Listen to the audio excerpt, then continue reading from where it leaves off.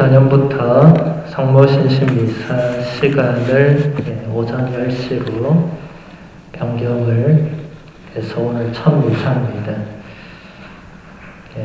아침으로 바꾸니까 좋으시죠? 멤버는 똑같네요. 멤버의 변화를 잠깐 기대했지만 똑같은 분들이 그대로 오셨습니다. 아침에 하는 게 더 좋기도 하고 원래 의미로도 토요일 저녁은 전례상으로는 주일과 똑같습니다. 그래서 원래는 토요일 저녁에 주일 미사를 해야 되죠. 우리가 그동안은 일하시는 분들이나 그런 시간 평일로 토요일 저녁에 했는데 멤버가 똑같다 보니까 굳이 그렇게 할 필요가 없을 것 같다. 그래서 앞으로 계속 이 시간에 하도록 하겠습니다. 그리고 올해부터 이제 새로운 또 한 해니까 제가 내일 주일에 얘기하겠지만 올해는 우리 본당이 40주년이 되는 좀 특별한 해죠. 그래서 작년에 우리가 교부의 해를 지내면서 교부들을 배웠고 재작년은 말씀의 해로 말씀을 읽고 묵상하고 배웠죠. 올해는 영성의 해로 그리스도교 영성을 배우는 또 우리가 40주년이나 신앙생활을 해온 본당 공동체로서 이제 영성을 깊게 하는 그런 한 해를 만들어 가고자 합니다. 제가 2년 동안 성모신심미사 때 한 가지 책으로 1년을 했는데 이게 사실 연속성이 없다 보니까 그게 그렇게 좋은 교육 효과를 내지는 못하는 것 같아요. 원래 월교육이 안 좋은 거예요. 매주 뭘 해야 되는데 월교육 하면 그 사이에 다 잊어버리고 또 무슨 일이 있어서 한번 빠진 분은 2달이 지나기 때문에 연속성이 원래 없습니다. 그래서 올해부터는 한 가지 책을 이어서 하기보다 매월 주제를 우리가 어차피 매월 영적 독서를 다른 책을 읽잖아요. 그래서 매월 그 달의 영적 독서를 조금 소개하는 그런 시간으로 보내볼까 합니다. 물론 이 짧은 시간에 책 하나를 소개할 수 없습니다. 정말 맛보기 정도가 될 것이고 나머지 내용은 강의나 피정 같은 다른 기회를 통해서 보충할 수 있겠죠. 제가 영성의 해를 맞아서 첫 번째 영적 독서로 선정한 책이 안토니오 피타 신부님의 그리스도를 읽다라는 작은 소책자. 여러분 보기에는 작지는 않겠지만 되게 분량이 얼마 되지 않습니다. 이 책은 바오로 사도의 영성을 소개하는 책입니다. 이 안토니오 피타 신부님은 바오로 사도, 바오로 서간 전문가셔서 로마의 그레고리안 대학, 라테란 대학 이런 아주 굴지의 대학에서 강의도 하시고 또 무엇보다도 이 책은 이 피타 신부님이 바티칸의 피정 지도를 하실 때 그 피정 지도를 했던 그 내용을 책으로 다룬 거예요. 바티칸의 피정을 하면 교황님도 거기 계시잖아요. 교황님이 들었던 피정 강의입니다, 이게. 여러분, 교황님 앞에서 누가 강의를 하겠어요? 사실 강의는 하죠.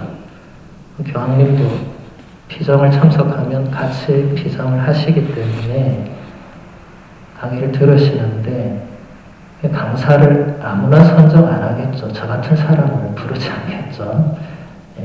그러니까 교황님이 들으신 강의거든요, 이게. 교황님이 이런 강의들을 통해서 또 당신의 그 사목에 도움을 많이 받으시겠죠. 그래서 제가 우리가 영성이라는 것을 가장 먼저 그리스도교의 영성이 어디서 출발했냐라고 누군가 묻는다면 저는 주저없이 사도 바오로다 라고 말할 것입니다. 사도 바오로 이후로 그의 후계자들이 이제 교부들이 되겠죠. 물론 교부들이 본격적으로 영성 이런 것을 꽃피운 분들인데 사실 출발점은 사도 바오로입니다. 그리스도교도 바오로라는 인물이 없었으면 여기까지 안 왔을 가능성이 높겠죠.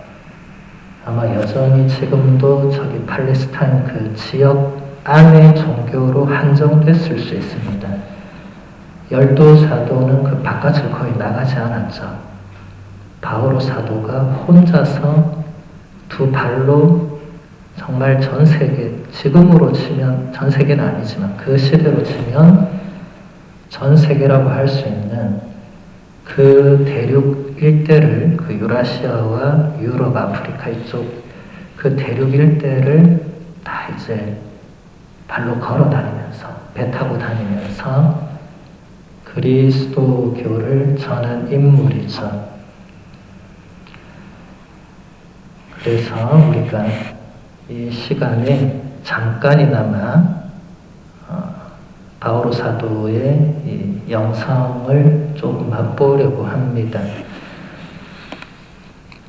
머릿말에서 피타 신부님이 이렇게 얘기를 해요. 그리스도인은 저마다 그리스도와 맺는 친교를 통해서 끊임없이 그분을 닮아갑니다.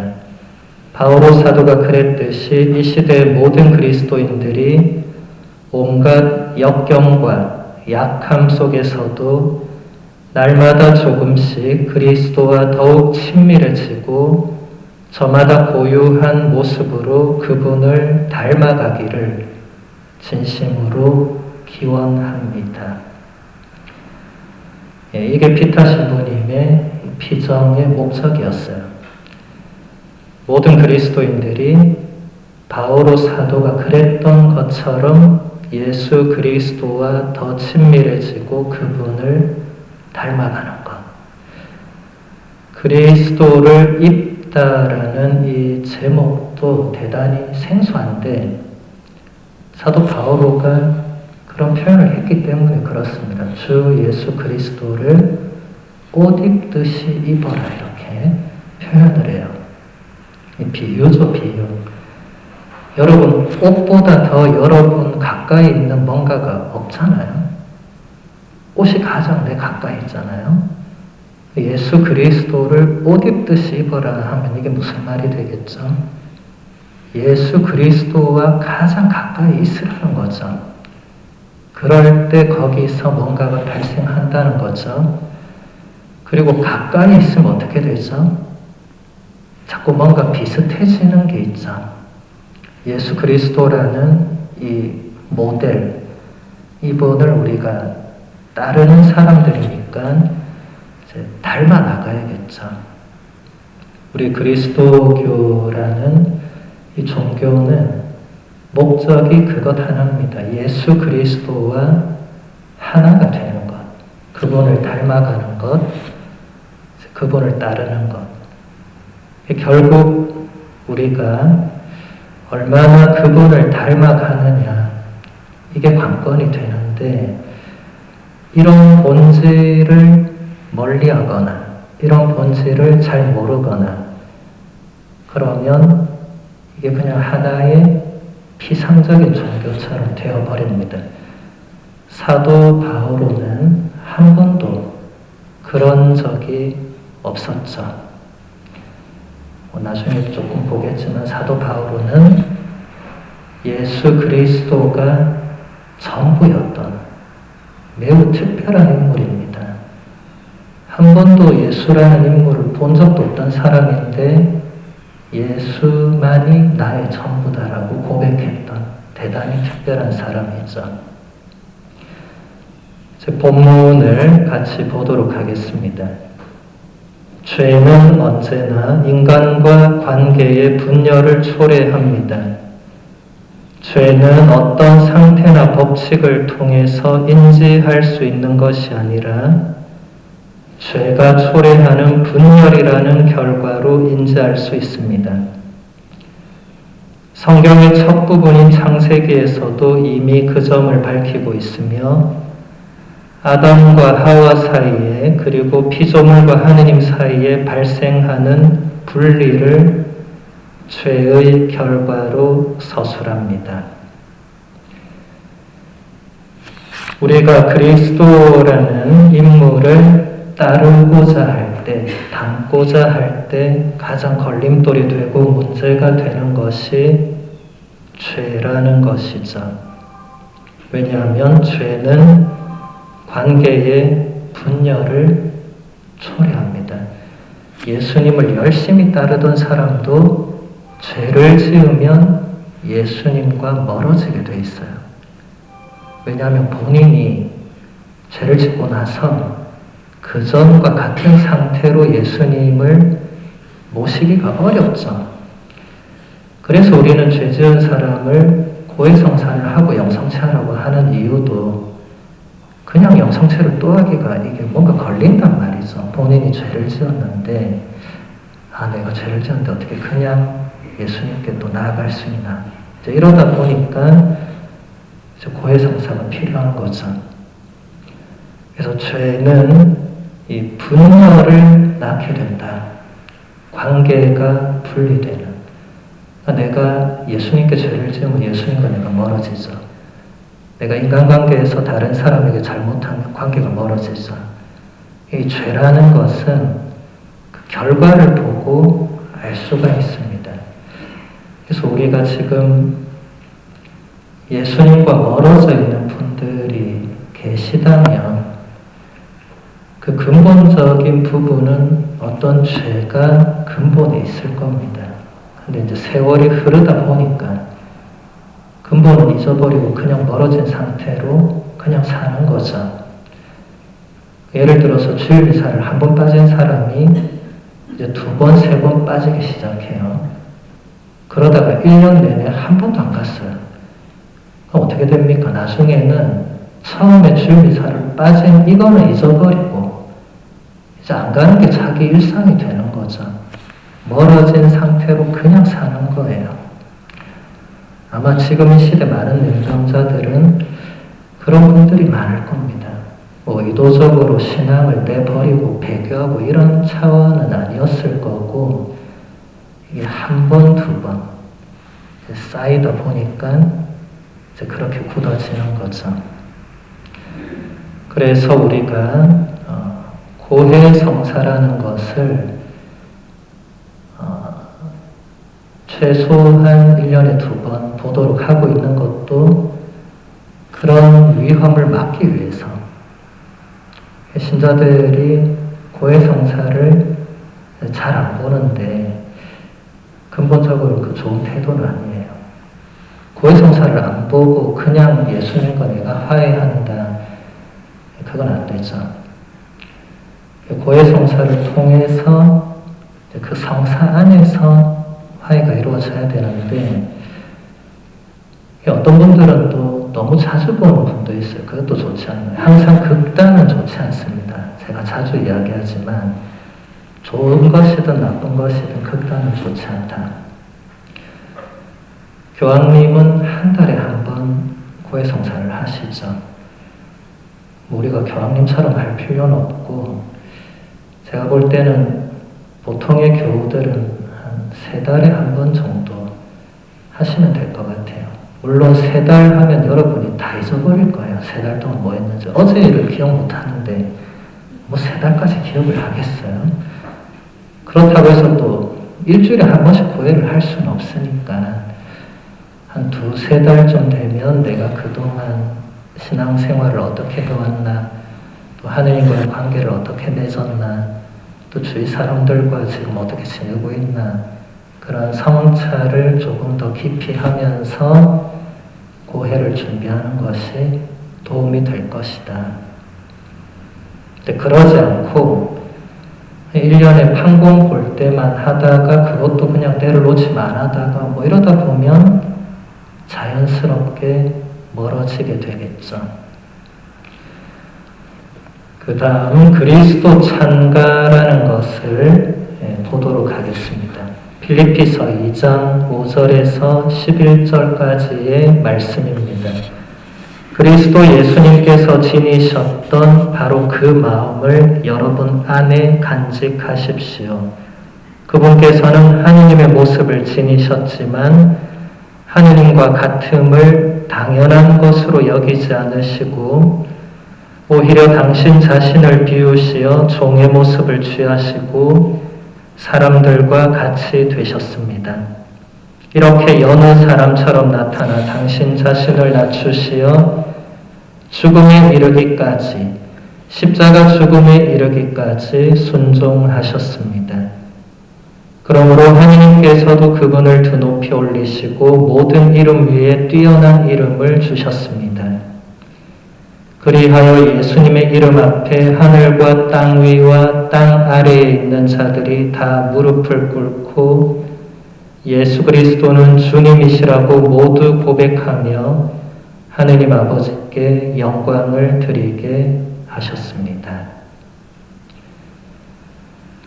네, 그리스도 찬가라는 가톨릭 생활 성가도 있는데 제가 아주 좋아하는 성가 중에 하나인데 내용은 바로 제가 읽어드린 이 내용입니다. 그리스도 찬가 도입부에 해당하는 구절은 그리스도 예수님께서 지니셨던 바로 그 마음을 여러분 안에 간직하십시오라고 번역하는 경우가 많지만 그분께는 동화되는 일이 단순히 어떤 마음을 간직하는 감성의 문제가 아니었습니다. 그리스어 원문에 쓰인 동사 프로네이는 사고와 판단을 거쳐 어떤 태도를 지니다 라는 의미로 삶에서 중요한 결단을 내리고 그것이 실천으로 이어지는 인간의 정신 영역과 관련된 단어입니다. 바오로 사도는 필리피 신자들에게 무엇보다도 그리스도께서 지니셨던 그 마음을 간직하는 것도 중요하지만 식별과 평가 방식을 곧 그분의 지혜를 간직하라고 한 것입니다. 제가 한 번씩 성경 번역에 대해서 이렇게 얘기를 할 때가 있는데 이 번역은 언제나 한계가 많아요. 그래서 여러분들이 가급적이면 한글 성경 옆에 영어 성경이라도 두고 보면 굉장히 달라요. 영어는 그래도 그리스어를 모태로 하고 있는 언어죠. 그래서 이런 부분들이 드러나게 되어 있습니다. 근데 우리말 번역은 그리스도 예수님께서 지니셨던 그 마음을 간직하자. 번역은 결국 의역을 할 수밖에 없어요. 우리 정서와 우리가 쓰는 단어와 표현으로 바꿔야 되기 때문에. 근데 이 마음이라고 그냥 또 이렇게 번역을 해놓으면 여기 피타 신부님이 잘 지적하듯이 어떤 단순한 감성의 문제로, 왜냐하면 마음이라는 건 해석이 너무나 다양하게 할 수 있는 단어이기 때문에 그러다 보니까 예수님의 마음이 뭐지? 그냥 사랑하는 건가? 이웃을 이해하는 건가? 이렇게 해석할 소지가 있다는 거죠. 그게 아니라 그 본문에 사용된 원어를 그대로 직역해보면 예수님께서 하셨던 그 식별과 평가 방식을 배워야 된다. 그러니까 예수님이 어떤 사건, 사물, 사람을 바라보셨던 그 기준, 그리고 그분이 사람을 대하셨던 방식, 그분이 보여주신 그 삶의 행동 방식, 자세, 이제 이런 것을 곧 여기서 그분의 그 지혜를 간직해야 된다. 식별이라는 단어는 우리 그리스도교 영성에서 매우 중요한 부분을 차지하죠. 그래서 새해 달력에도 제가 굳이 이 부분을 넣었습니다. 여러분이 전혀 모르는 성인의 한 구절을 제가 넣으면서 이제 영성이라는 것과 식별은 뗄래야 뗄 수 없는 관계가 있기 때문에 그걸 넣었어요. 그 달력 유심히 보신 분은 봤을 거예요. 그 한 문장. 작년에는 아우구스티노 성인의 문장이 있었죠. 이번에는 그냥 어느 이름 모를 아빠스 수도 원장님의 글이었는데 이 식별이라는 단어, 그분은 그게 올바른 식별은 겸손을 통해서 이루어진다고 했죠. 그리스도교 영성을 우리가 뭐 한마디로 다 표현하고 배울 수는 없겠지만 이 식별이라는 것은 세상에서 쓰지 않는 단어입니다. 세상 사람들은 분별을 하다라고 표현하죠. 옳고 그름을 분별하는, 이제 판단하는. 근데 우리는 이것을 식별이라고 해요. 무슨 차이가 있겠어요?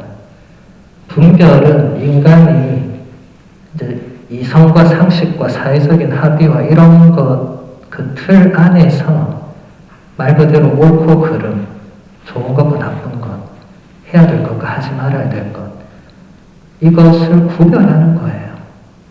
식별은 그런 차원이 아닙니다. 식별은 이것이 하느님께서 원하시는 것인가 아닌가, 내가 원하는 것인가, 이런 것을 구별해내는 거예요. 완전 다른 차원이죠. 예수님은 무엇을 하든지 본인 마음대로 한 번도 하지 않으셨고 항상 하느님의 뜻을 먼저 물어보시고 하느님이 뜻하시는 걸 하셨죠. 성모님도 하느님 뜻대로 저에게 하라고 응답하셨죠. 우리 주님의 기도할 때마다 아버지의 뜻이 하늘에서와 같이 땅에서도 이루어지게 해달라고 기도하죠. 땅을 노리죠. 거기서 식별이 중요한 겁니다. 그렇게 기도해놓고 내 맘대로 하는 사람들이 있죠. 식별하지 않는 거예요. 하느님이 나에게 지금 원하시는 게 무엇인가를 생각하지 않는 거예요.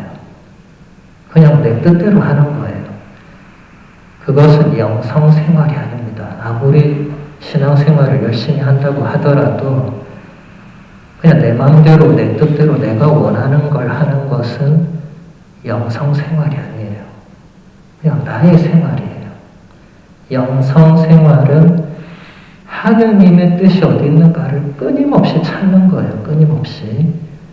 이건 쉽지는 않죠. 근데 사도 바오로가 그걸 보여준 인물입니다. 끊임없이 찾다 보니까 그분과 완전히 하나 되는 경지에 간 분이 사도 바오로죠. 대단한 분입니다.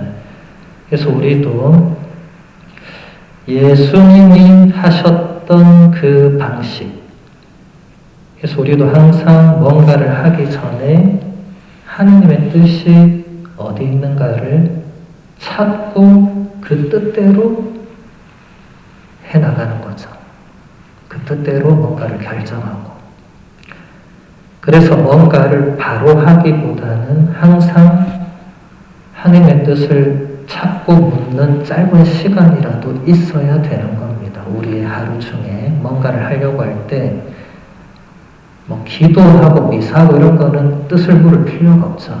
그거는 하느님과 가장 일치되는 길이니까 그건 그냥 하지만 다른 뭔가를 해야 된다. 예를 들어서 기도를 할까 드라마를 볼까 이런 고민을 할 수가 있잖아요. 네. 물론 사람이 여러분 수도자가 아니니까 너무 하루 종일 기도하고 있을 수 없으니까 좀 쉴 수 있죠. 쉴 때조차도 내가 어떤 식으로 쉬어야 될까를 하나님께 묻는 겁니다. 주님, 제가 어떻게 쉬는 것이 참된 휴식이 될까요?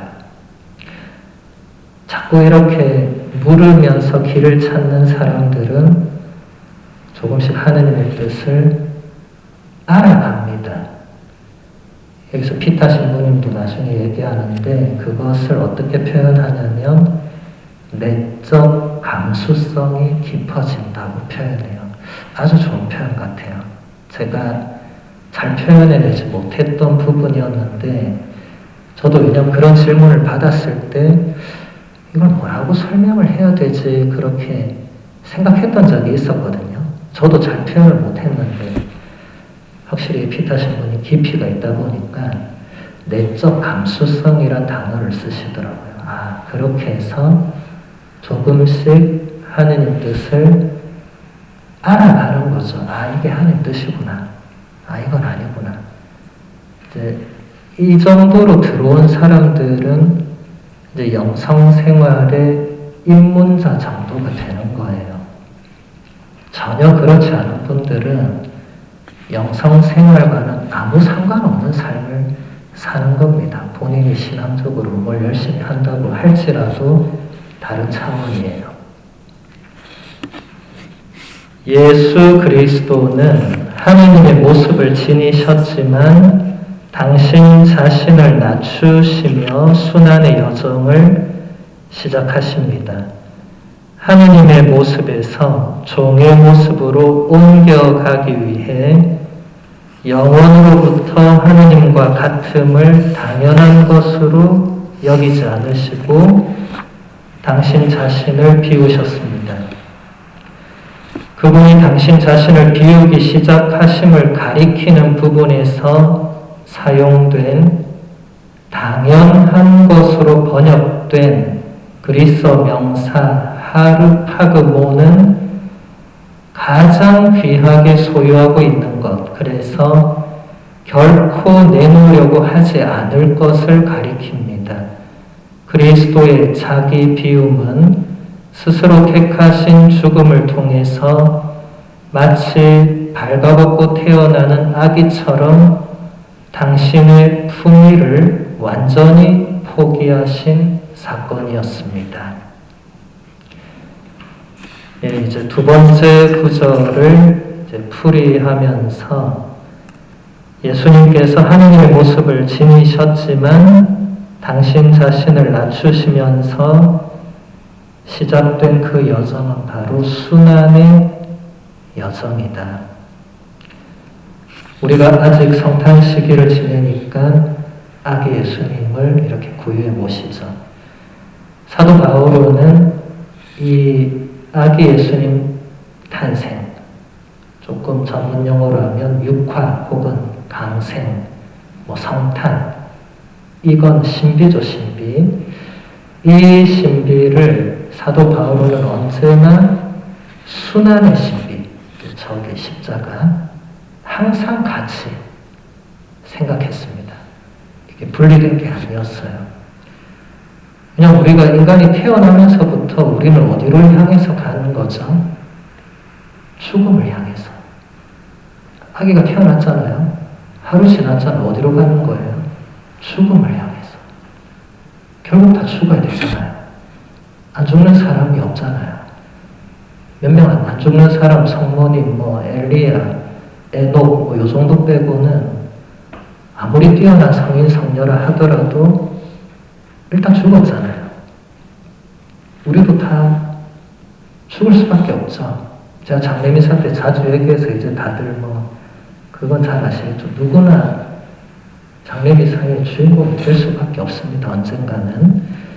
그래서 이 탄생과 죽음을 분리시키지 않는 것. 우리가 성탄의 신비를 묵상할 때 사도 바오로는 언제나 그것이 예수님의 순환으로 이어졌다는 것을 여러분이 기억하시면 도움이 됩니다. 왜냐하면 예수님께서 당신 자신을 비우신 이 사건이 얼마나 엄청난 것인가. 그래서 우리말 번역은 당연한 것으로 번역된 그 하르파그몬이라는 그리스어 단어는 단순히 당연하다 이런 게 아니라 가장 귀한 소유물, 내가 결코 내놓으려고 하지 않을 그만큼 소중한 뭔가를 말합니다. 그걸 내놓으셨다는 거예요. 당연한 걸 내놓은 게 아니고. 번역은 이렇게 차이가 많습니다. 당연한 걸 내놓는다 이러면 사실 사람들이 이해를 잘 못하죠. 그런데 나에게 가장 소중한 뭔가를 내놓는다고 할 때는 엄청난 거구나. 하느님이 가장 소중한 외아들을 내놓으셨잖아요. 여러분 자녀 중에 가장 소중한 자녀를 내놓으라면 못 내놓잖아요. 그렇게 생각하면 이게 확 오는 거죠. 이게 엄청난 거구나. 우리가 함부로 말할 수 없는 거구나. 예수님이 그걸 하신 거구나. 그래서 예수님의 자기 비움은 완전히 당신 자신을 포기하신 사건. 여러분 지금 구유의 아기 예수님이 누워 계시는데 우리는 다 저렇게 출발하는 게 당연하잖아요. 여러분 이제 다 연세가 드셔서 어릴 때 사진은 없겠지만 기억도 안 나겠지만 어쨌든 다 저렇게 출발했잖아요. 요즘 애들은 이제 사진에 다 남아있으니까 우리는 저렇게 하는 게 당연하지만 하느님의 아드님이 저렇게 출발하는 건 당연한 게 아니죠. 그래서 사람들은 아직도 이해 못하는 사람이 훨씬 많아요. 저게 뭔지를 이해를 못하는 거예요. 신비라는 것은 제가 강의 때마다 표현하지만 신비는 인간이 끝까지 파악할 수 없는 그 무엇입니다. 그러면 어떻게 그것을 우리가 받아들이고 이해해야 되나 이런 질문을 제가 몇 번 받았을 때 제가 할 수 있었던 유일한 대답은 언제나 내가 생각하는 것보다 더 크다고 생각해라. 내가 성탄의 신비를 생각해 봤어요. 진짜 엄청나구나. 하느님이 인간이 되셨구나. 아기가 되셨구나. 그보다 훨씬 더 큰 무엇이라고 생각할 수밖에 없는 그게 신비입니다. 우리는 죽을 때까지 신비를 다 알 수 없죠. 하늘나라에 갔을 때 비로소 알 수 있다고 사도 바오로가 표현을 하죠. 한 부분만 더 보겠습니다. 겸손에서 출발하여 순종에 이르는 과정은 우연이 아닌 필연입니다. 순종이 겸손으로 이어지는 법은 없으며 겸손이 순종을 낳습니다. 바로 예수 그리스도께서 당신 자신을 낮추셨기에 그것도 십자가 죽음에 이르기까지 낮추셨기에 그리스도인의 겸손이란 타고난 품성을 뜻하는 것이 아니라 그리스도의 십자가와의 관계 또는 하느님과의 관계에서 얻게 되는 것입니다. 그런 의미에서 겸손은 그 자체로 가치가 있는 것이 아니라 십자가 죽음에 이르기까지 당신 자신을 비우신 분과 연결될 때 비로소 하나의 가치가 됩니다. 이런 게 그리스도교의 영성입니다. 세상과 똑같은 단어를 쓰더라도 의미와 가치는 완전히 다른 거예요. 겸손이라는 단어는 똑같이 쓸 수밖에 없는데 그 그리스도교 영성에서 겸손의 가치는 이렇게 다른 겁니다. 일반적인 겸손의 가치는 여러분도 잘 아시는 거예요. 제가 언젠가 최인호 선생님의 인연이라는 책의 한 꼭지를 소개하면서 그때 최인호 선생님도 그냥 평범한 이제 그분이 물론 신자였지만 그 책은 신자로서 쓰는 게 아니니까 그냥 한 사람으로서 겸손이 무엇인가를 본인이 생각할 때 그 자연과 똑같은 거다. 자연처럼 사는 거다. 그런 게 겸손이다. 그냥 있는 것을 있는 그대로 보여주고 없으면 없다고 하고 꾸미지 않고 그냥 추한 모습도 그대로 보여주고 이게 겸손이다. 세상적인 의미로는 그 겸손이죠. 그런데 여기서 지금 피타 신부님이 잘 설명하듯이 우리 그리스도교에서 우리 그리스도교 영성에서 겸손이란 것은 십자가 죽음에 이르기까지 당신 자신을 비우신 그분과의 관계에서 그분과 연결이 될 때 우리 그리스도교가 말하는 겸손이 되고 거기서 순종이 나오게 된다. 그래서 여러분 앞으로 이제 그리스도교 영성에 대해서 1년 동안 배우실 건데 그리스도교 영성의 출발점은 당연히 그리스도시죠. 왜냐하면 그리스도교라는 자체가 그리스도를 따르는 사람들을 말하잖아요. 제가 얘기한 그 사도 바오로가 첫 번째 인물이란 것은 그리스도께서 보여주신 그것을 어떻게 영성적으로 심화시키고 발전시키고 설명하고 이런 역할을 했던 분이 첫 인물이 바오로니까 여러분 바오로 서간을 읽어보면 어렵잖아요. 그냥 편지가 아니잖아요. 그냥 편지인 줄 알고 읽어봤더니 내용이 그게 아니잖아요. 원래 편지는 어떻게 써야 됩니까? 누구야 잘 있었니? 나는 잘 있어. 내가 지금 미국에 온 지 벌써 30년이 됐구나. 너는 한국에서 어떻게 사니? 이게 편지잖아요. 근데 바울의 편지를 딱 펼쳐보면 누구야 잘 있었니? 는 있지만 그 뒤에 뭐가 나옵니까? 하느님께서 우리 주 예수 그리스도로 막 이렇게 나오니까 이게 무슨 편지냐? 세상의 편지와 다른 거죠. 영성 서적들이죠. 그래서 여러분들이 이 겸손, 순종, 자기 비움 이런 것들은 다 예수님이 보여준 거기서 출발을 합니다. 그리고 사도 바오로가 그것을 엄청난 깊이로 설명을 하죠. 바오로의 그 13개 편지가 설명을 하고 그것을 정말 그리스도교에 더 접목시키고 꼽힌 분들이 이제 교부들이 되고 그 이후에 수많은 성인 성녀들이 그걸 그대로 삶으로 우리에게 보여주죠. 가장 최근에 마더 데레사 성녀 같은 분을 떠올려 보시면 다 자기 비움, 겸손, 순종, 가난 이런 게 그 성녀의 삶 속에 그대로 들어있죠. 세상적인 가치로 논할 수 있는 게 아닙니다. 그래서 앞으로 이런 것들을 우리가 한 해 동안 배워나가도록 하겠습니다. 오늘은 첫 시간이니까 이 정도로 마무리하고